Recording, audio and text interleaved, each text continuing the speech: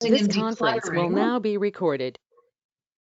And just a little bit of background. About 16 years ago, I started this little company called the Seniors Moving Company, and that kind of was born from my work in social work with the Manitoba Housing Authority. And I was working with older adults, 55 plus buildings, and noticing folks moving in with movers that weren't so great, sometimes damaged things. They would just leave them in the center of the room, not put the bed together or move the dresser aside. And so in my role as a social worker and resource person, I started going up to people's suites when they were moving in and kind of directing traffic and asking the movers to do certain things. And then after a while, I thought, well, heck, there's a need for that. And so I started this little company called Seniors Moving. And so that's what we do. We help folks transition typically from larger spaces to smaller spaces. And in the whole process of getting this little business together, really tapped into the whole idea of downsizing and what it means both on a logistical level, but also on kind of an emotional, psychological level. Because definitely those two things work hand in hand when you are looking towards moving into a smaller space, which is typically why people decide to downsize. Not always, but typically that's when the whole process seems to kick in for people. And it's a very overwhelming, big picture thing. And so a number of years ago, I thought, well, education is knowledge is power, right? So if we can put some tools in the hands of folks, maybe it's not that overwhelming. And what that also may do is prompt people to kind of get ahead of the whole process and not be stuck in their home years later when it becomes not so safe for a lot of people. We see a lot of folks that stay in their house just because the thought of downsizing and moving to a smaller space is just way too overwhelming. So once we kind of look at it in a big picture and then take chunks step by step, it becomes a little bit more manageable.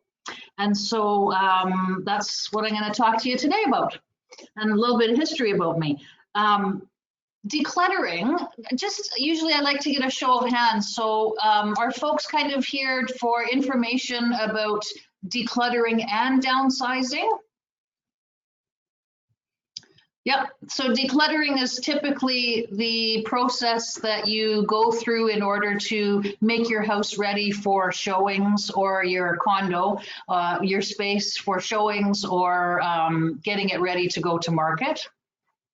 So decluttering I would define as the non-essentials, like piles of things and paperwork and excess pictures and things visually around your house that would be determined as clutter. Just the process of working through and eliminating that in a visual way. Whereas downsizing is kind of a bigger concept, and that is the process by which we eliminate things in our lives to lift the weight of the amount of items in our home, but to preserve the things that make your home your home. So if you are a collector, we have ways that you can keep those things that still make your home, but to not have the excess. And again, the process of downsizing is, how I like to describe it, is chunking it off into manageable pieces and sustaining it over a longer period of time. You can't downsize a home of 20, 30, 40 years in a couple of weeks. It takes a little while, and it takes a bit of process and organization. So that being said, I will dive into a few tips that I have for you. Well, it's a couple. I have 7 tips. And there are handouts, by the way. I'm going to go through some tips and talk about some functional things. And then second part of the presentation, we're going to talk about specific resources that I have, and they will be sent to you. So I'm going to share my screen in the second part. You can take notes, but you will be getting our downsizing resource sheet, so you don't have to madly write everything down. You can just casually jot things down. So the first one I alluded to in terms of tips for downsizing is starting early. Again, we don't want to make it a process that is painful. Rather, we want to make it a process that is one of understanding your needs, i.e. where you're going to, and even if you're not going in the short term, kind of presupposing where you're going to be, which is typically a smaller space. So understanding your needs, understanding possibly your floor plan, if you already have a floor plan, and starting early to address the spatial differences between where you are now and where you are going, takes some time. If you do have a short timeline, it is a little bit more overwhelming. So you can start early, and as early as you can, even, you know, a year in advance is really great, because that allows you not only to have time to make good decisions, but it also allows you time to reminisce and remember some of the times of life when things were important. And an example of that is the beautiful way that folks used to dress their tables for holidays and dinner parties and things like that. And so all of the china and the stemware and the linens and the beautiful things that most people still have in their homes aren't necessarily used anymore, but those things have value in your life, and it's emotional value in your life. And so having the time to make those decisions about the things that we know aren't necessary, because oftentimes you can't even take your china cabinet to smaller spaces. Sometimes you can, but if you can't, making decisions about where those things are going with time allows you to make good decisions and to honor what those things meant in their time. I'm going to go through these, and then I'm going to allow for some questions. So if you do have questions, you can jot them down, and I'll make some time for them. My second tip is starting small. Again, overwhelmingness of looking at your whole house and wandering through it, and I know some people have, going room to room, going, oh my gosh, where do I start? Start small in places like your laundry room or your linen closet, things that don't have emotional attachment and you can work through fairly quickly. Any of your towels that are threadbare, feel free to donate them to any rescue, any pet rescue or shelter. Humane Society will take your threadbare towels because they use them, as an example. Filing cabinets is another place to start small. I'm trusting that everyone has a shredder, correct? If you don't have a shredder, please go get one. Very, very important that you shred anything with your name, address, any kind of personal information. But filing cabinets are another small, gentle way to start the process.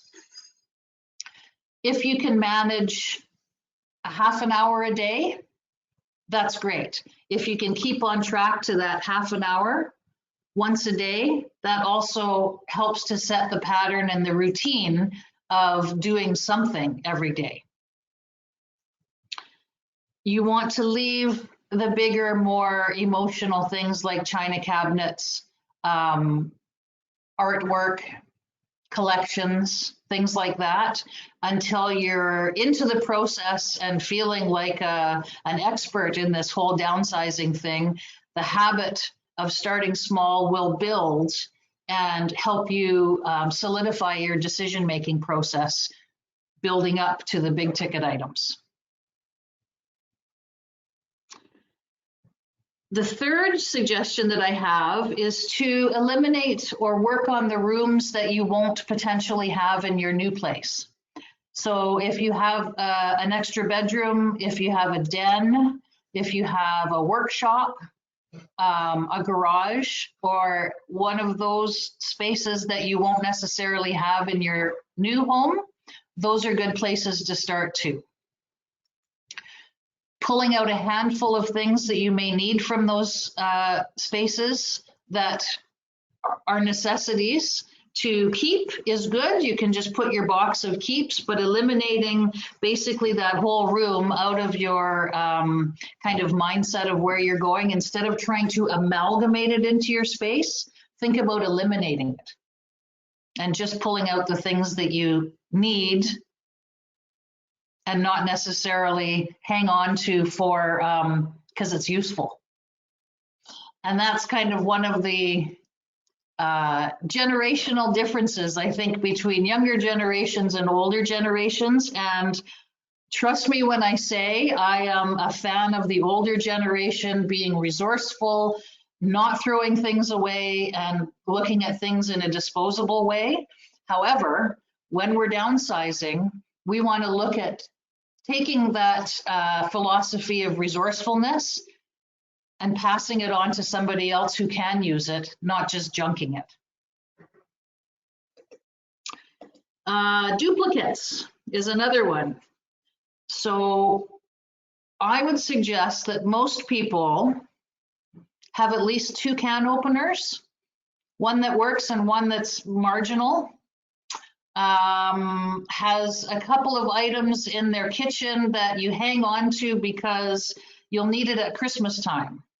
Your cake decorating things, things that maybe, what's the other one that I like is nutcrackers. At least 2 nutcrackers in every kitchen. Eliminate your duplicates. Keep the one that works, donate the one that doesn't. As you're going through this whole process, an important habit to get into and something that is important to work on is having only yes or no piles. If you have a maybe pile, or if you say, I'll come back to that one, too often it will become part of that habit forming thing. And then you have 3 piles instead of 2. You really only want to have 2 piles as a yes and a no. Again, if you're starting small and starting with the non-sentimental things, yes and no piles are great. You will get into the areas of having to spend a little bit more time to make decisions about. But initially with those small rooms and those kind of non-essential things, just say yes or no. And again, going back to, but it's useful for someone, that's in part 2 of this. We'll have places that we can send them that other people can use them. Reducing collections, that's another one that I alluded to. And I know that a lot of people have collections, whether they started them themselves, whether somebody started them for them, and just kind of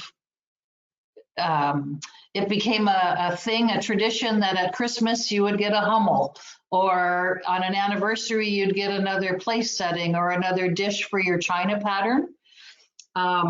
Reducing those collections is an important part of the whole downsizing thing. And so keeping a couple that are favorites or that are sentimental because someone special gave them to you, instead of having a collection of 20 items, keep 4. If you're lucky, some of your family might want to share those collections with you, which is always the best way.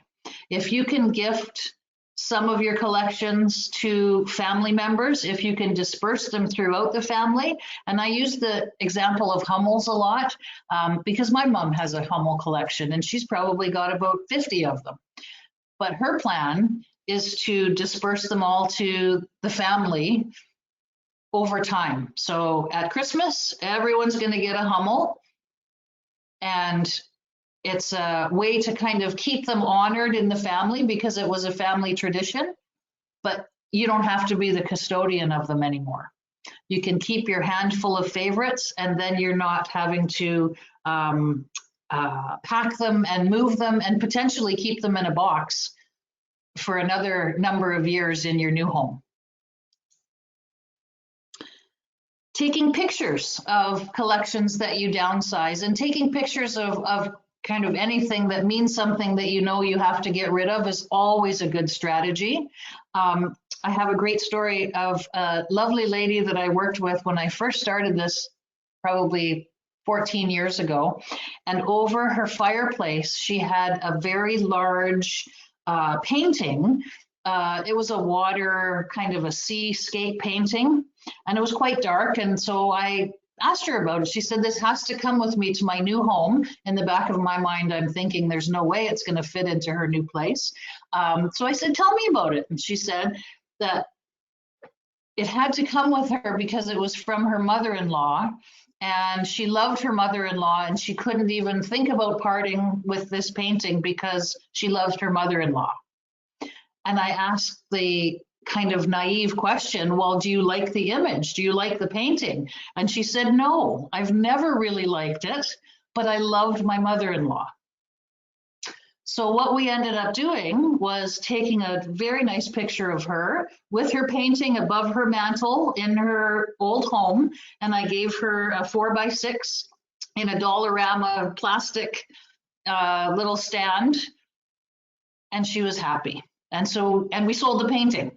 So we were able to have a win-win situation just by having a bit of thinking out of the box strategy. So taking pictures and putting a little photo album together of, it could be any of your downsized stuff, is a nice way to honor the memory and not have to keep the items. The next one I alluded to a little bit too is consider gifting things to family. And I also kind of alluded to the China situation, and I know a lot of folks lovingly built up their China patterns and the things in their China cabinets. I'm giving you my blessing right now. It's okay to split up a China pattern. If you have 12 place settings, you can give 6 to someone and 6 to the other. You can keep 6 and gift 6. You can keep 4 and your serving dishes. You can do whatever you want, and please don't keep it in your mind that it has to stay together, because it doesn't. And if you can disperse it and honor what it was initially, then that's great. If you do have a family member that wants to keep it and is going to have the big dinners and use it, that's the best case scenario. Unfortunately, a lot of this younger generations don't want to do that because a lot of the patterns don't go in the dishwasher and you have to hand wash them, and it's just not the mindset anymore.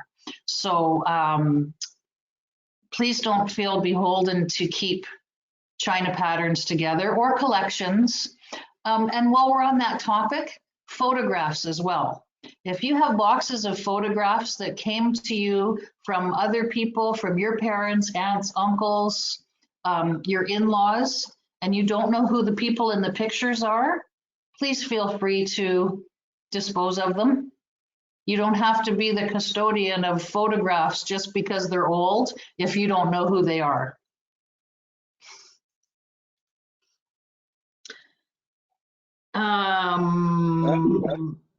Yes, Brent.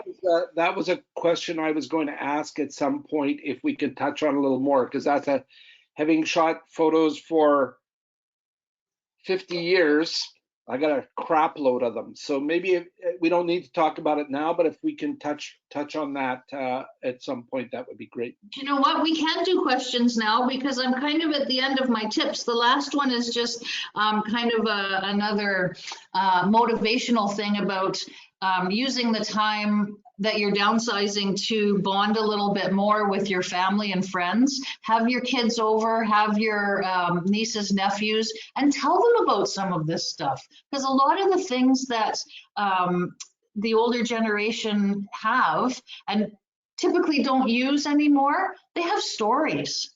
And that's the family's legacy. And so using the time of downsizing to tell a bit of the history that your kids or your family may not know about is sometimes a positive thing. You know, set your table with all of your china, have a dinner party, and this is so not a COVID thing to do. You know, those are some of the strategies that have worked well for people, is just reframing the feeling of loss to more of a feeling of sharing. So Brent, your photos. I've got both issues. I've got albums that I inherited, and your point is good. If you don't know the people, get rid of them. And the other is as well as my own. Spent a lot of time taking photographs. I mean, the last 10 or 15 years are all digital, so that's easier, but I still hoard digital photographs. Yes. But it's the print ones that are going to be my major challenge. The print.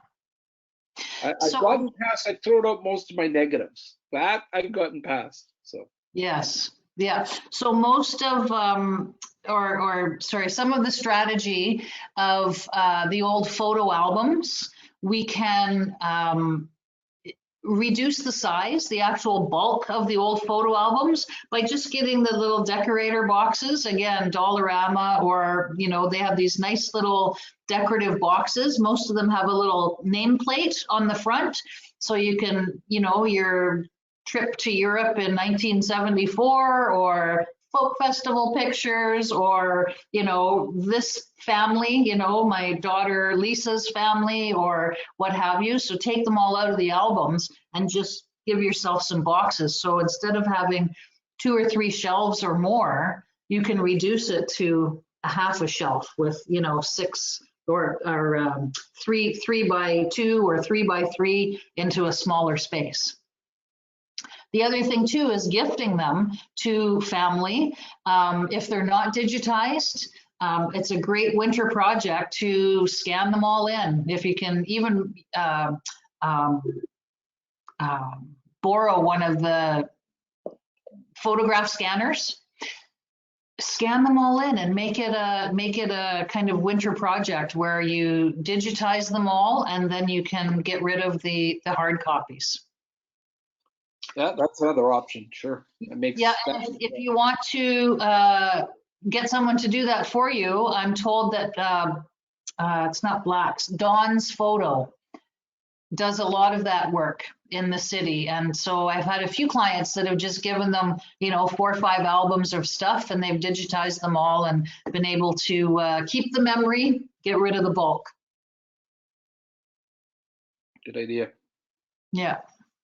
Has anyone else got a question at this point? I do. Mm-hmm. Books. Yes. What do you do with books? Like, I have 3 floors of books. Yes. In my house. Well, I'm not surprised. A library upstairs, a library downstairs. I have 2 studies. Yes. A lot of them are collections, like they're. Yeah. Yes. I should say I'm a library technician as well. Okay, I was just going to say, doesn't surprise me that you shared with me that you were a teacher and a library tech. I find lawyers and teachers and academics usually have significant libraries in their homes. In terms of decision making about what you're going to keep, what I suggest with books is when you have your new place or your new floor plan, or even if you have the bookcase that you're going to take to your new place, let that space dictate how much you can keep. Instead of going through the books and saying, I have to keep this one, I have to keep this one, I can let go of this one, know your space first and fill that space.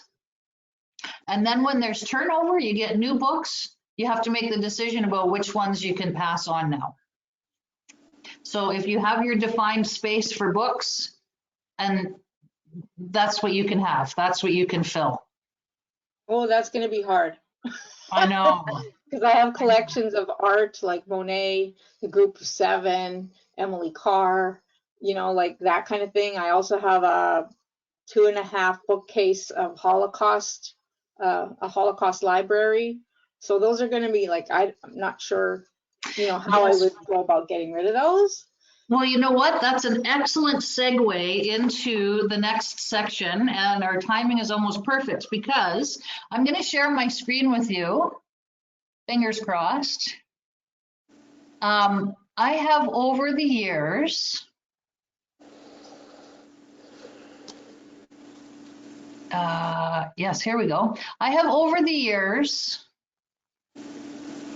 created a list of people in the city that are trusted and that I am comfortable working with and comfortable referring. Can everyone see my list here? This is exactly what's going to get sent out to you as well. So you can kind of see where we're at here, and you can also make some notes, but you'll get this whole sheet of resources. So let me just go through some of them, and books is on there. The first one that I have, the first kind of section that's in green, those are all buyers and consignment. So if you do have things of value that you would like to investigate either selling or putting on consignment, here's a group of folks that we like working with. The first one is the fellow that used to own Antiques and Funk. His name is Larry Carruthers. He's a fabulous guy. Although he has given up his shop on Main and Bannatyne, he still is a buyer of interesting things, collections, collectibles, sports memorabilia, antique furniture, mid-century modern things. Actually, Larry, if you have a lot of things of value, would be happy to come to your house, and you never know what he's going to find. He is a wonderful guy. He does home visits, so you just can feel free to either email him or give him a call and let him know that you were in on a workshop with Lisa, and he would be happy to come out and see you. Another good thing to do is take some pictures of the things that you think might have value, and you can even email them and just say, hey, was in this seminar with Lisa, and what do you think of these pieces? And he would be happy to give you his opinion and, you know, COVID-friendly way, come out if you'd like him to do that. Actually, all of these, most of these you can take pictures. I would say all of them you can start with pictures, and through email would be a good way to start. The next one is Bison Books. Sorry, Mix is next. Mix is a new consignment shop that I've been working with just in the last couple of months. Her name is Lauren, and she's very good. She consigns household furniture, household decor. She's actually either mid-century modern or earlier, and probably skipping the 80s and 90s, and then newer things.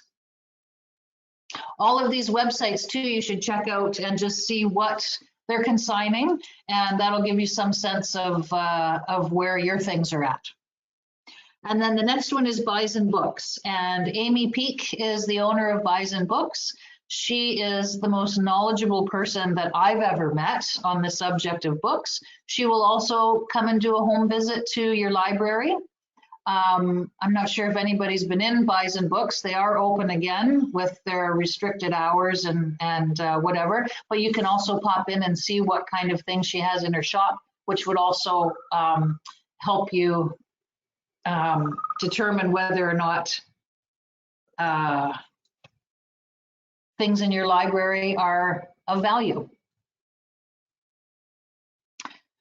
Dominion Auction and Antiques, they have been doing online auctions, and they are antiques, also very good for artwork and fine art things. Riley will also do appraisals for you. If you think that you have some heirloom and antique furniture, he'll do an appraisal for you, and we'll also let you know if things are auctionable and an approximate value. Blue Line Vintage is a very neat gal, and she does vintage clothing, accessories, some kind of kitchenwares and stuff. If you still have some things from kind of the 70s and earlier, maybe even early 80s and earlier, thankfully, this is one of the areas where the kids are trending back into some things that we still have in our households, because they like to wear vintage clothes again, and the bell bottoms are coming back and all of that stuff. So if you have any vintage type clothing, that's a good place to look to. Living Made Easy is my friend David on Archibald, and he consigns any home health aids, walkers, lift chairs, anything mobility related, poles that have been beside a bed or what have you. If you have any of those, Dave's a great connection for consignment. The next one is Janice at Missing Pieces, and she is also very good. And if you are comfortable going to see her new place, it's an absolutely beautiful, beautiful shop full of china and stemware and gorgeous things. She buys outright, she consigns and sells china and stemware, flatware, figurines, and all kinds of giftware. Check out her website. Or if you're on social media, on Facebook or Instagram, she does a lot of social media stuff too, and you can get a good sense. But she's a lovely lady and would be happy to talk to you about all of those things. And then the last one on my list for buying and consigning is Monique, and she has an online store called Vintage Veruca, and I think she's got a new one, Prairie Gems. And she is mid-century modern stuff, art glass, any porcelains, pottery, china, silver. She does estate jewelry as well. So Monique is a good one too. And I would suggest, because she just moved to the, what's our national park? In the center of Manitoba. She moved out that way, but she comes into town a couple times a month. She would be happy to look at any of the things that have value that you're ready to let go of.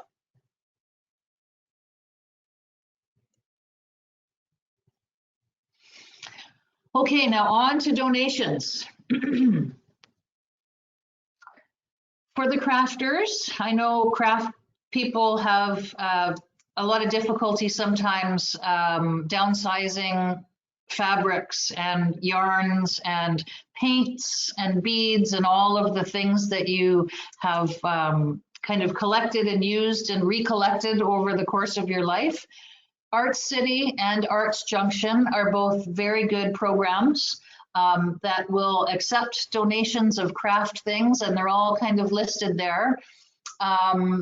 And they kind of pay it forward in programming, inner city youth programming, and programs to help children and families.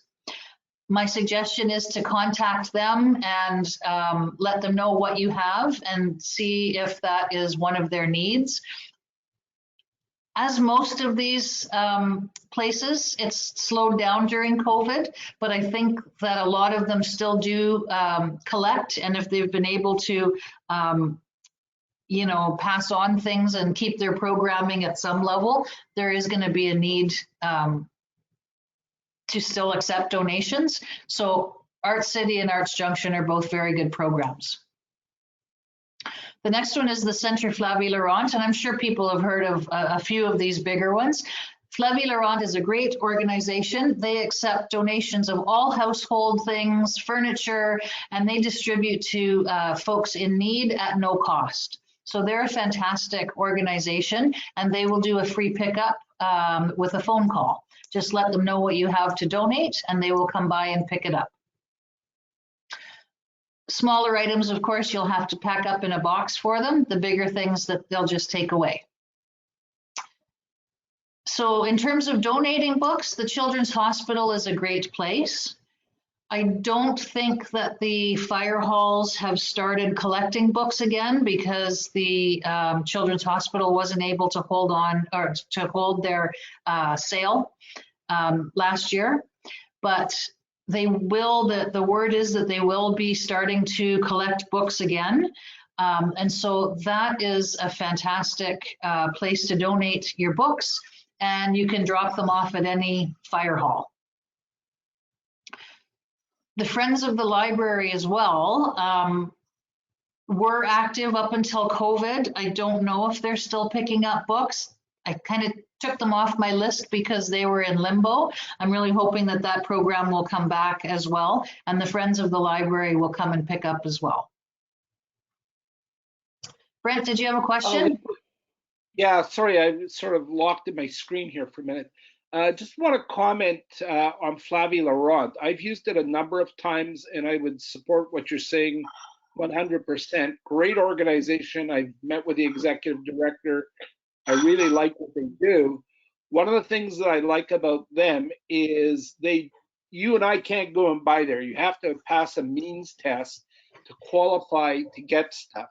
So they do sell the odd thing of value on Kijiji, but for the most part, it goes directly to low-income people, newcomers, etc. The other thing I want to suggest to you on that is if you don't ask, you won't find out, but they will give you a tax receipt for your donation. The amount of it will depend on who's rating the stuff, but as opposed to no tax receipt, you're still ahead of the game. So they've been very good that way. I really like them, and I like what they do. So. Yes, that's absolutely true. And I usually do mention that. Yes, Flavie Laurent does give a tax receipt. And thank you for catching me on that, because there's a number of these donation places that will give you a tax receipt. Where are we at here? Oh, the Clothes Closet. This is a great organization. It's run through the Fort Garry Women's Resource Center. They collect clothing. It's mostly work appropriate clothing for women, and they donate them free of charge to ladies that are going back into the workforce after being out of the workforce. I know they started up with the ladies in second-tier housing, so coming from marginalized housing situations or domestic violence. So they will collect dress pants, blouses, work outfits, shoes, nylons that are still in the package, scarves, any kind of accessories, and they gift them to ladies going back into the workforce. So we love them. The next one is the ERA, the Electronic Recycling Association. These guys are great. They're a not-for-profit, and their mandate is to reduce electronic waste. So they reuse and recycle unwanted electronics. They'll either refurbish it and then donate it on, or they will dismantle it in an environmentally friendly way. Their pickup is free of charge as well. And that's anything like DVDs, stereos, old, you know, we call them ghetto blasters. So the tape deck with the speakers and all of that. Anything that, old computers that they will wipe clean for you and give you a certificate that they've been wiped clean. So we like working with them.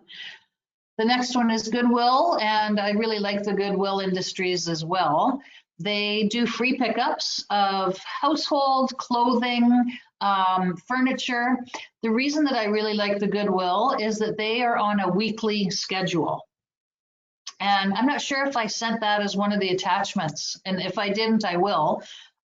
Depending on the area of town that you live in, they come once a week. So if you're in the process of downsizing, you can just give them a call and say, if you're on a Monday, say, I'd like you to come for the next 3 Mondays, and give yourself a goal to have at least a couple of boxes or a couple of bags to give to them. And they're on a weekly basis. I know that Flavie Laurent, when they get busy, sometimes they won't have a spot for a couple of weeks, but the Goodwill is great because every week they can get to your place.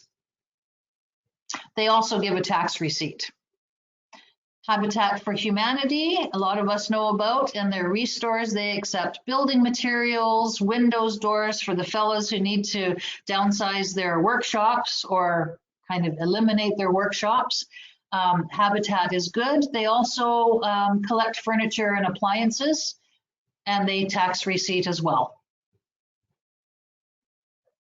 Hands of Hope is a wonderful organization, and they do similar work to the Flavie Laurent, but they're not as large scale.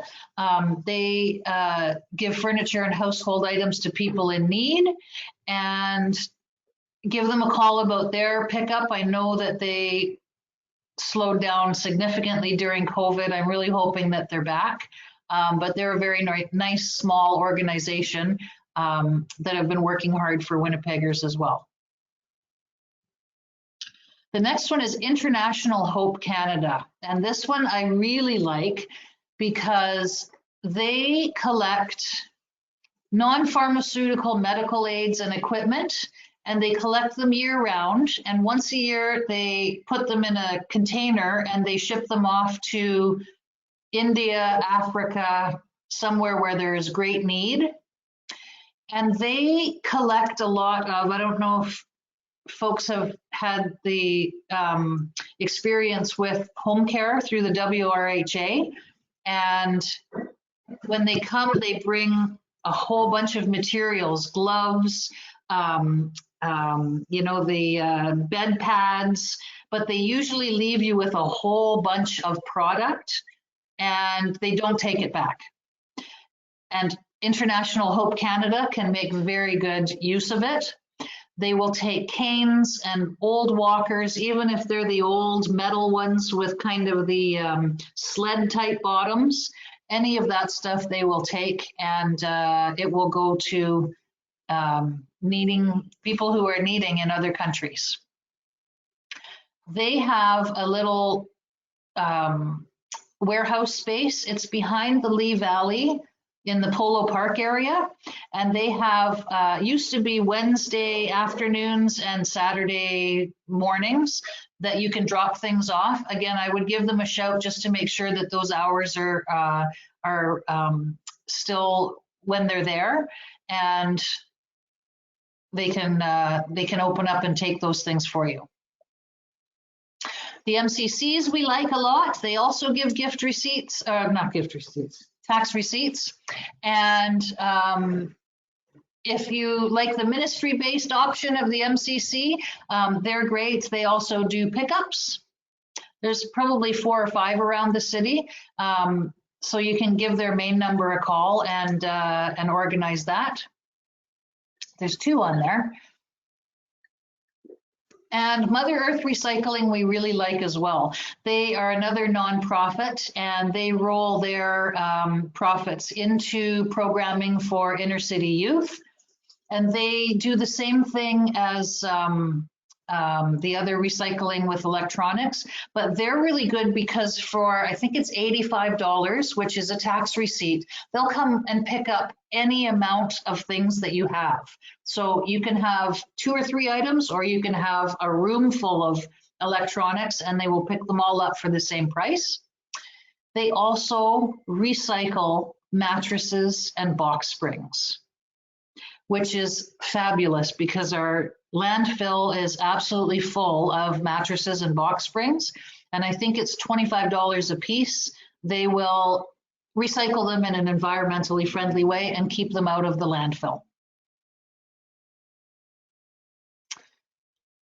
Oyatitipi is the next one. They're also a nonprofit Indigenous organization who accepts donations of gently used clothes, household items, and do a free pickup with a tax receipt.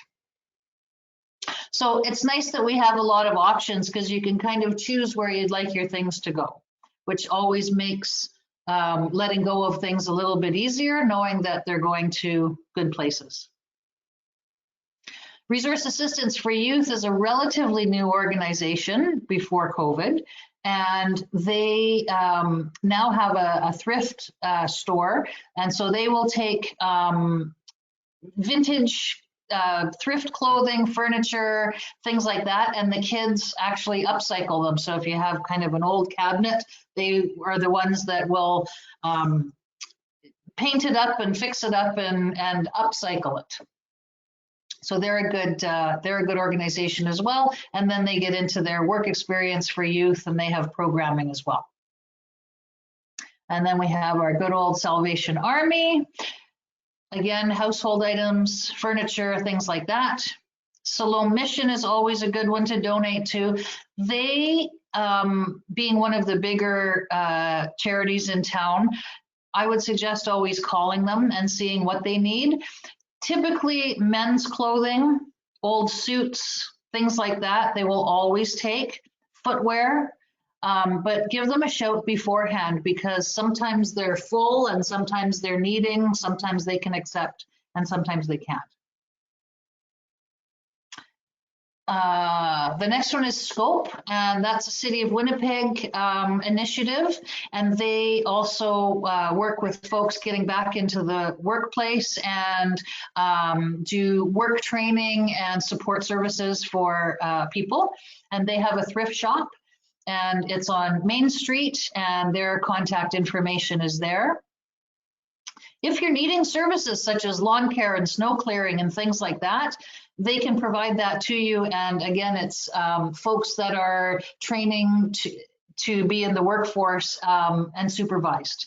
So if you like to kind of help out those initiatives, Scope is a good one. And then the last one on my list is the Nearly New Shop, and that is the Children's Hospital Guild, and they have their shop on Main Street, I believe. And they are household items, toys, music, books, clothing. They'll take pretty much anything. So that is my list of resources. And again, that will be emailed to you if you would like to take advantage of any of those. I am really glad to see that Value Village wasn't on your list, Lisa. Absolutely not. No, unfortunately, Value Village started off pretty well. Started off well years and years ago, and they were linked to the Canadian Diabetes Association, and they have kind of fallen off the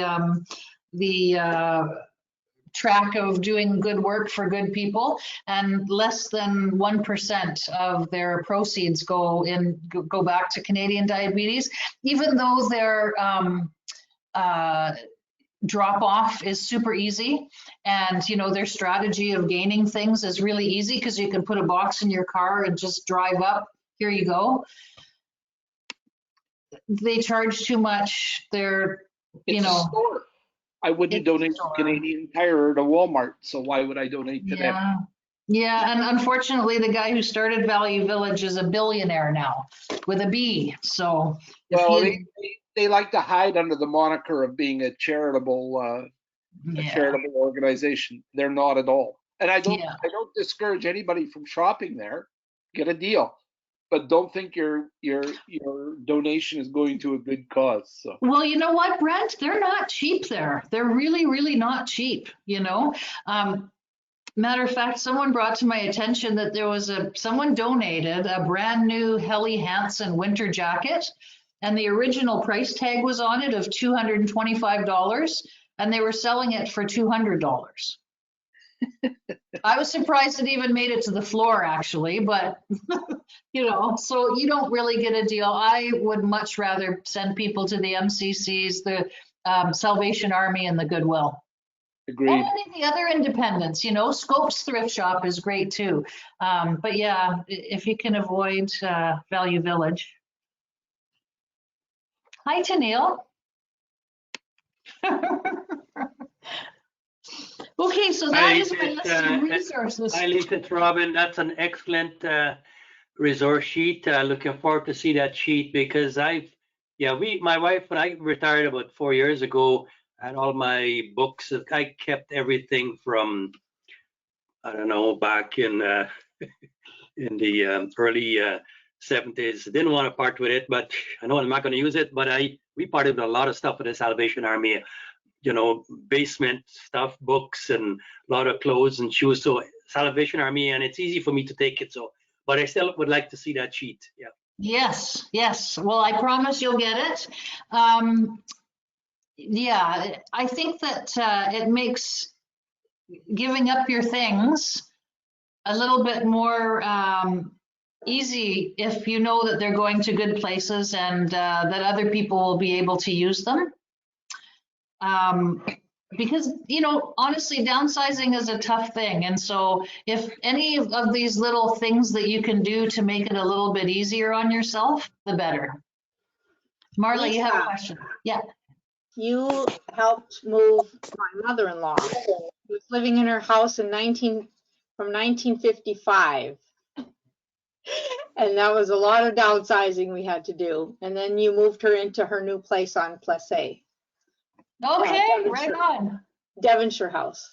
So, oh, yes. Oh, that would have been a while ago, I think, hey? yeah, she's been there now, I think 3 years. Yeah. But yeah, she still talks about the move and how easy it was and that she didn't have to really do anything when she got there. And, you know, the beds were made and Awesome. So, thank you. Awesome. Thank you very much. You know, one of the things that whether we do the work or whether people do the work, you know, the whole process and what we want to achieve is when we get to our new place, we want it to be our home still. You know, the whole downsizing and moving to a smaller space is not to deprive you of the things that you loved in your family home. It's to recreate it in a different way that's a little bit lighter, but it's still representative of you and the way of your lifestyle and you know, the things around you that make you happy, just not as many of them. And so, you know, if the things we do have to part with, we can do them in good ways and honor what they were in our homes in another place, then it just makes the whole process a little bit better. Okay, I don't think my phone has rang so much this week as it has in the last hour. So I apologize if you're hearing my phone go off. Lisa, Yes. It's Margaret here. I'd just like to make a comment, if I could, about old photos and other sort of older, I guess you could say, trinkets. I happen to have a lot of photos that I took of my kids, and mine are digital now too. But what I did with them is every birthday, they each get a package of photos because I can't get rid of those photos out in a black garbage bag behind my garage. I have to pass them to them. And, Yes. and then they can do as they want with them. And they didn't like it for the first couple of years. They didn't wonder, why was mom doing this? But now they actually look for those packages to come in their birthday cards and things. And another thing I'd like to say is not to forget, particularly if you've inherited photo albums, which I have, and I have photo albums from 1930s and 40s, and many of them are from rural areas. And if you don't know the people, you can throw them out. But if you know the location, a lot of the small places have museums, and they love to get the photos. Particularly, say you have, you know, the summer fair in Glenboro in 1950. Well, those photos would be very welcome in the Glenboro Museum. You know, not every small town has a museum, but every area usually does. Or Riding Mountain National Park. I happen to have the curator of the Pinewood Museum sitting right beside me here, and she's interested in getting any photos of Clear Lake from the early 1900s on, if anybody has them. So, you know, that's something. Don't just throw them out if you know the location. or even little, you know, dishes and saucers and I don't know, things with Glenborough or Manitoba. something written on them that links them to that town, they can go to the museums there.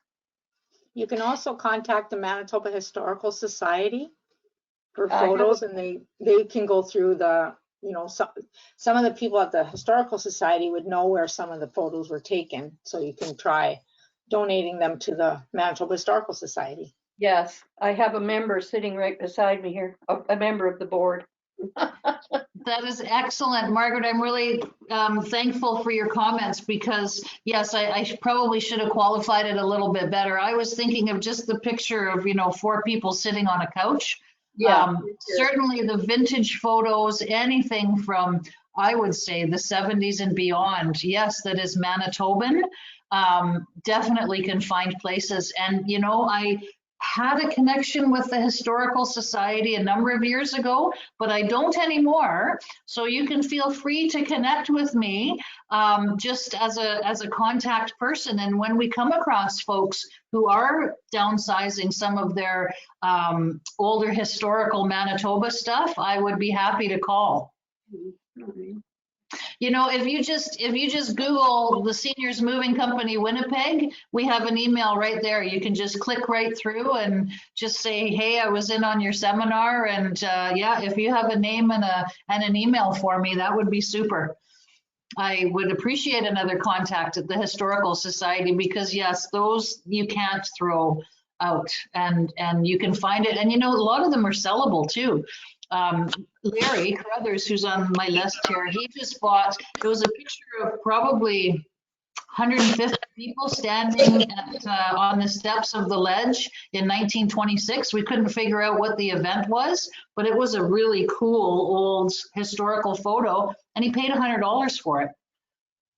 So yeah, there's so many connections that can be made if you get in touch with the right people, because somebody may know something. Absolutely. And you know, that all goes back to my initial comments is if you start early and if you kind of have the desire to methodically go through some of those types of things, that it just really makes you feel like you've done your bit of being the custodian of that item, and now someone else is going to take it from you. Yeah, I really like that. Hi, Lisa. It's Vivian here. Can you hear me? I can. Another place I'm thinking of is a couple of years ago, I took a workshop at Transcona Museum. Okay. And if there are things that you really, really want to keep, so they did a whole workshop on how to keep things safe and archival quality albums, and even about fabric and maybe dress, you know, wedding dresses, that type of thing. So the things that are really special and that you want to keep, they did a whole workshop on that. And so It's okay. Thank you for passing that on. That sounds like a good blog for me. yeah, it was really, really good. Like the information was, you know, I'm also a library person, so I can relate to Marla with all her books. But yeah, that was for those things that you are wanting to keep that are really special. Please, you were doing it in a proper way that they be kept in good quality, in good shape. That is excellent. Thank you very much for that suggestion. I'm going to reach out to them.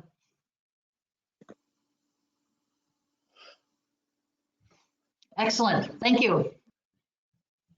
Leslie, I think you Go had ahead, welcome. Leslie, you were before me. Robin, I'll come back to you. I'm not sure if you can hear me, Lisa. Can you? I can, yeah. Okay, perfect. I was just going to make a comment about photos. At the beginning of COVID, when we were locked down, I eliminated 25 photo albums because I've been taking pictures since I was 12. And I only have one child and he doesn't want my stuff. So what I did was just what you suggested. I threw out all the pictures. Well, I didn't throw them all out. Some of them I threw out of ones he wouldn't know. And so then other ones I mailed off to friends of mine, and it did cost a fair amount in postage. You know what? There was a really nice after effect from it because people started phoning me that I haven't talked to in years. So I was able to reconnect. And that way, those pictures I didn't have the heart to just throw out, went to somebody else who appreciated them. Fabulous strategy. I love that. Yeah, I love that strategy. Anything that you can do to kind of rekindle those memories while you're working at downsizing your stuff, I love that idea. Robin. Yeah, Lisa, it's Robin again. I was going to suggest, the takeaway, main takeaway. I mean, this is what an excellent presentation. But I got to say, the main takeaway is to start early. Don't wait till you're forced to, because we've got the experience. My wife and I, my wife and her siblings were trying to tell my in-laws, downsize, sell the house, go in an apartment. They would have nothing to do with it. My father-in-law got sick, he passed away, and we have to really sell everything or give away. For my mother-in-law, she stayed with us and she was crying for the month because our nice pieces of furniture we had to give away. And finally, I got it firm. I said, you know what? You had the opportunity to actually sell it and give it away. You can't cry over it anymore. And finally, she realized that. So we're trying to do the same thing so that sell a house, move in an apartment. So we don't have to have our kids do that, because that's a lot of work for them. I mean, we did it for my in-laws. She came to live with us. She moved to Waverly and then in Rosewood, and now she's in Riverview. So we still got some of our things that I'm going to take to the Salvation Army. So the key is start early. Don't wait till you're forced to do it. That's the key. Yeah, and when you start early, it allows you the time to make those good decisions. And then when you're at the end of the process, you don't have any regrets, because when it all happens and there's a medical issue and it comes at you really quickly and you have to make not just decisions about your things, but you have so many other things of, finding new housing and accessing your home care and all of that stuff while you're dealing with the emotional stuff. If you can work on some of the logistics ahead of time. And Margaret, again, I love your idea and your strategy of giving your kids stuff. My mom did that too. She's just recently moved to Winnipeg, and she just kind of dropped off boxes at my siblings' places in Southern Ontario and said, here you go. And some of them were still like our artwork when we were in kindergarten, and just the things from your family that you keep. And so they packed it up in a box and just, here you go. And well, one of the things, just a little comment too, like I still have a lot of rural blood going through my veins, even though I came in here to university when I was 18. And I think some of these people on here probably have.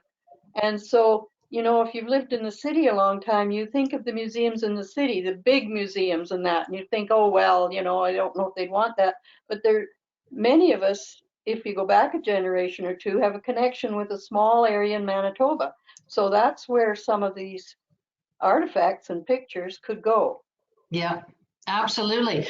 I was successful in finding a little museum down in it was either Winkler or Morden or something, for an old wedding dress from the turn of the century, and it was in good enough shape that they happily took it.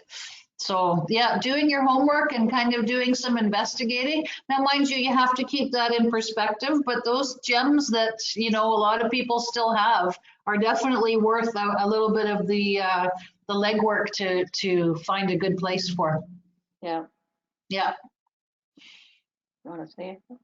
Good. So I'll just, if anybody has any questions, or if you think of something specific questions, please don't hesitate to reach out. Again, on our website is info@, and I get all of those emails. So if you have any specific questions or, even any suggestions, because one of the reasons I really love doing these is I always get a couple of little tidbits that I didn't know before. Today resurrected my need to connect with the Historical Society again. I got the Transcona Museum, and what was the other one here? What was the other one? Oh, it was something about photos. I can't remember. It'll come to me. But yes, don't hesitate to reach out if you have any questions, and or if you need help too. Booking your pickup from one of the free pickups in advance usually keeps you on track to work away at it slowly. I think the What is photo. I think the photo comment was about sending off photos to family members. and Yes, yeah, the photo albums. I love that. Happy birthday, son. Here you go. Lisa, do you know if that place Era would take even cabinet stereos? That is a good question. That's a hard one to get rid of.